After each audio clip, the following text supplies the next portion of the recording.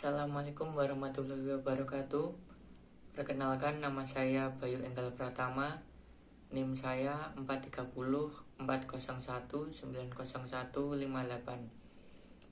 Video ini saya buat untuk memenuhi tugas UAS Psikologi Belajar dari Bu Setia Utami yang menjelaskan tentang kurikulum pengajaran sekolah yang ingin saya kerjakan.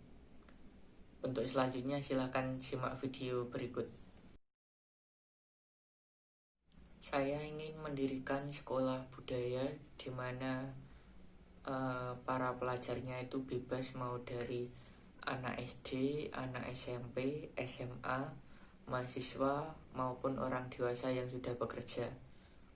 Jadi dalam sekolah budaya itu kita akan membahas tentang sejarah, tentang hal-hal yang berkaitan dengan budaya masyarakat Indonesia.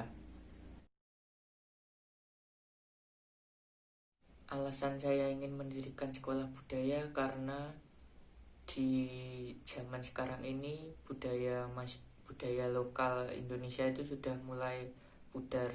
Contohnya seperti wayang kulit, pencak silat, terus tari-tari juga, dan lain sebagainya. Karena zaman sudah semakin modern, maka hal-hal tradisional sudah mulai ditinggalkan dan terlupakan. Hal itu sangat berbahaya bagi Indonesia ke depannya, karena pada dasarnya nama Indonesia atau Nusantara itu sendiri ada karena pada dasar Bhinneka Tunggal Ika, yang artinya berbeda-beda tetapi tetap satu juga.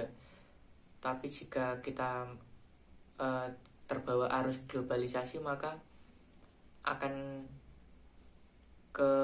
berbeda-beda itu akan hilang dan menjadi satu budaya yang membuat Indonesia itu tidak menjadi Indonesia yang seperti dulu lagi. Dan juga budaya merupakan salah satu warisan leluhur yang harus kita jaga kelestariannya, agar anak cucu kita kelak bisa menikmati salah satu warisan budaya leluhur-leluhur kita. Dan juga yang saya risaukan di zaman sekarang itu mulai pudarnya budaya beretika atau budaya unggah-ungguh, budaya sopan santun antara sesama manusia.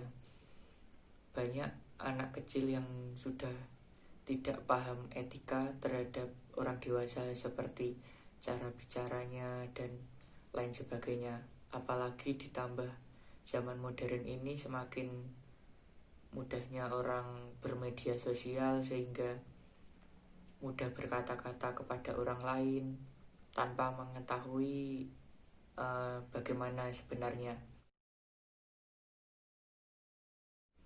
Untuk kurikulum pembelajaran dalam sekolahan ini, yang pertama yaitu adalah moral, yang kedua yaitu agama, dan yang ketiga yaitu budaya itu sendiri.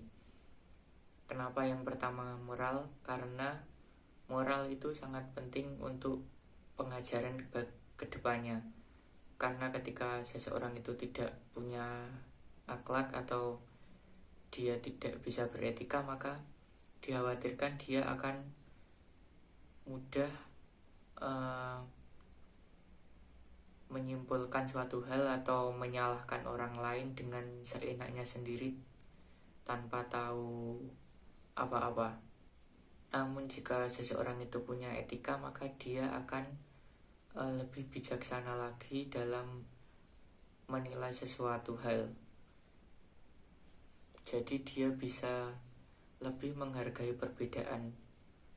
Karena di Indonesia ini kan juga banyak hal yang sangat berbeda, jadi diharapkan seseorang itu bisa saling memahami antara satu sama lain, sehingga tidak terjadi perpecahan karena suatu perbedaan. Yang kedua yaitu agama. Kenapa agama yang nomor 2? Karena di zaman sekarang ini banyak sekali soal agama yang dibenturkan dengan kebudayaan. Jadi setelah seseorang itu beretika baik, maka yang selanjutnya adalah pemahaman tentang agama. Jadi beragama yang benar itu bagaimana tentang menilai suatu kebudayaan, karena kebudayaan itu sendiri tidak lepas jauh dari agama. Contohnya seperti dalam penyampaian dakwah Sunan Kalijaga, dia juga memakai budaya seperti gamelan, wayang kulit, dan lain sebagainya.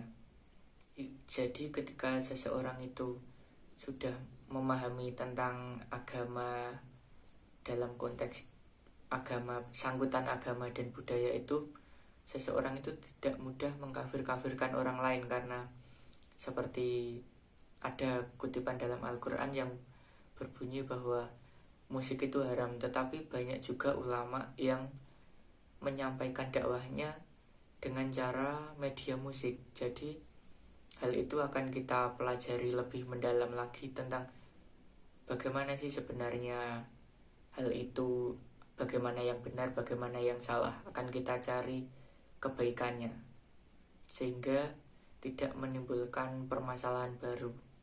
Yang ketiga yaitu budaya. Dalam pelajaran budaya ini yang saya inginkan seseorang itu mempelajari suatu kebudayaan itu,